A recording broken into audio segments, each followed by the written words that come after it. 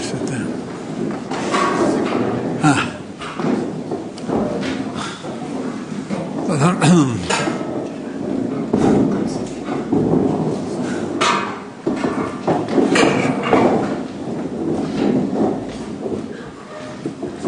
So,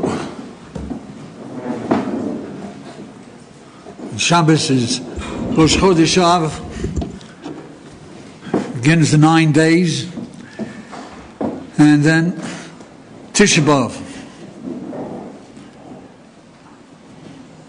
2,000 years since we've been exiled. We've been fasting all over the world, the Jewish people, and we're fasting on Tisha B'Av, 2,000 years. And we repeat the stories, and we cry with the tzaddikim, and we internalize it.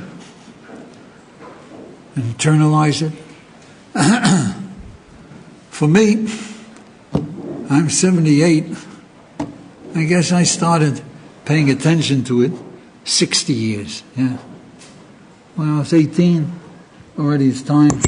You're saying Kines, you're crying. You ask, what's it about?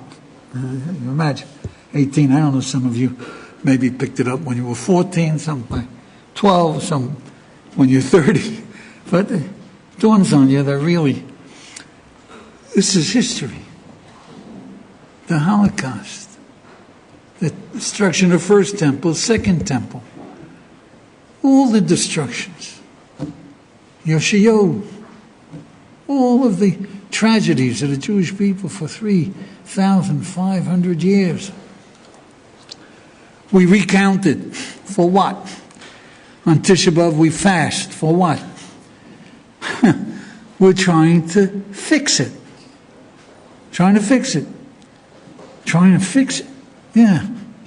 Fix it for the world, fix it for the Jewish people, fix it for ourselves, for our family, and for each one of us individually. Well, how do you fix it? What's to fix it? Well, what do you think the Almighty is doing? You know, there's nothing like going through one of these fixing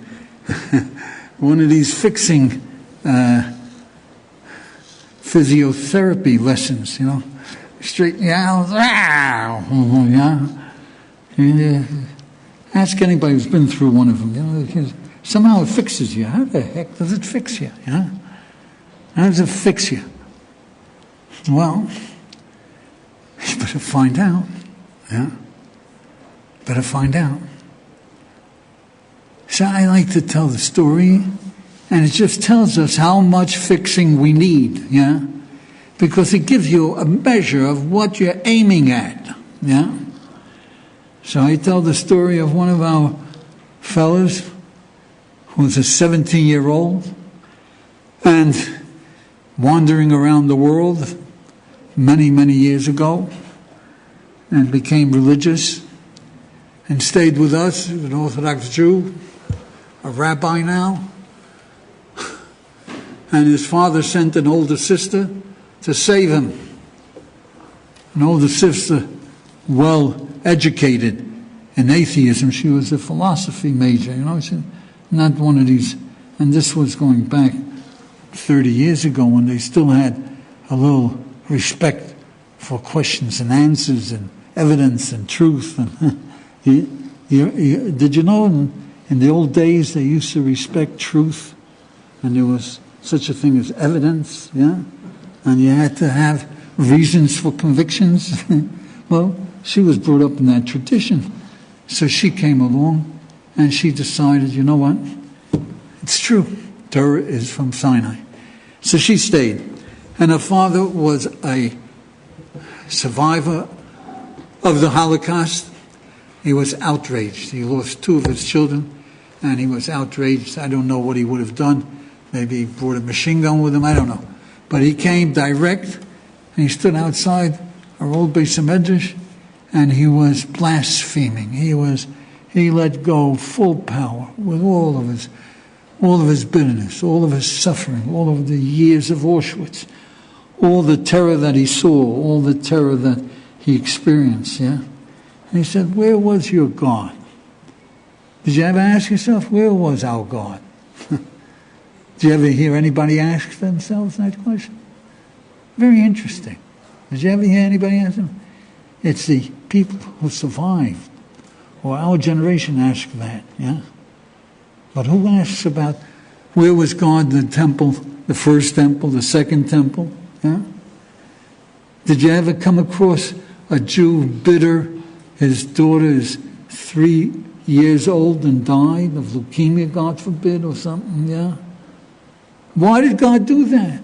She's an innocent child. Did you ever hear the bitterness of it?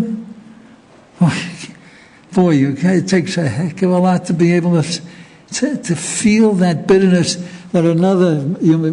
Hey, ask him, what about your neighbor's kids? You ever hear of a 3-year-old dying of leukemia? Why didn't you ask before something happened to you? Yeah, isn't that a good question?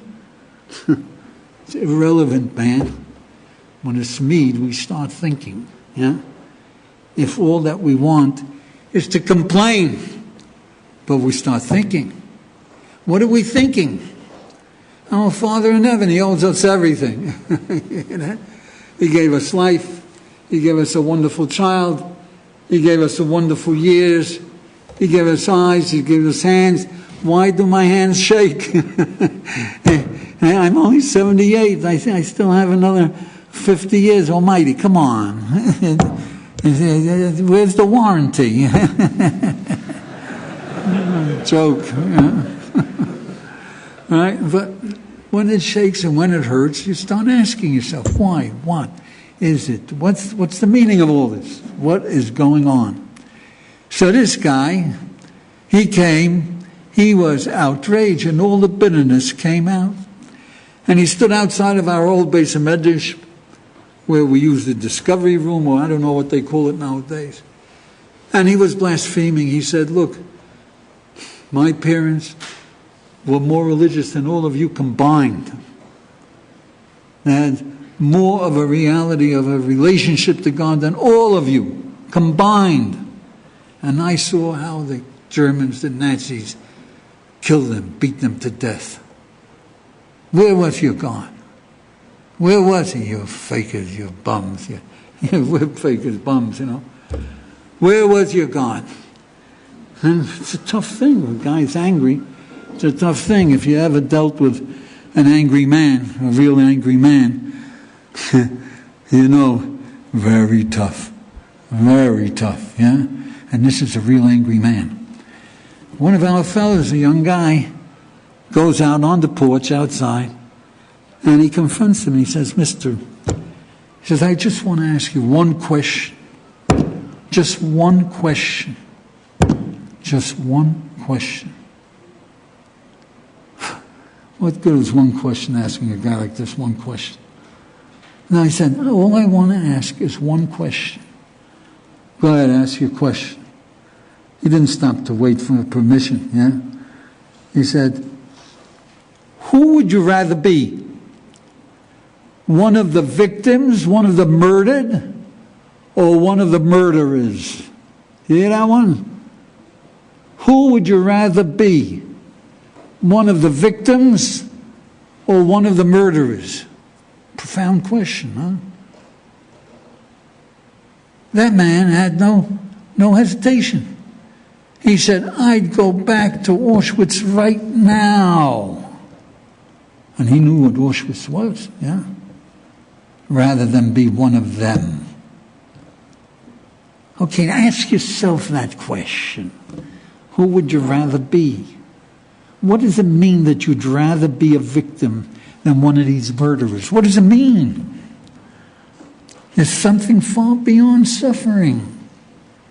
What are you talking about? Suffering is everything? Like heck, suffering is everything. What's beyond suffering? Well, what are you talking about? What else is there? There's suffering or not to suffer. To be or not to be. What is there? What are you living for? What is life about? What was the temple about? What is the universe about? What is mankind about? What's the purpose of existence? What's the purpose of existence? When it hurts, you ask. When you ask, You want to know. You want to know. You understand. And understanding is more valuable than the whole works. For 2,000 years, the Jewish people, we ask every single year. But not only then. We ask at a Brit Milah, we ask at a wedding. We ask L'Shana Haba B'Yerushalayim at every one of our holidays. We're asking all the time. We learn Iyuv, the suffering of Iyuv. We learn the suffering of our brothers when we say Tehillim for them. We're not good time fellows. We're not good time brothers.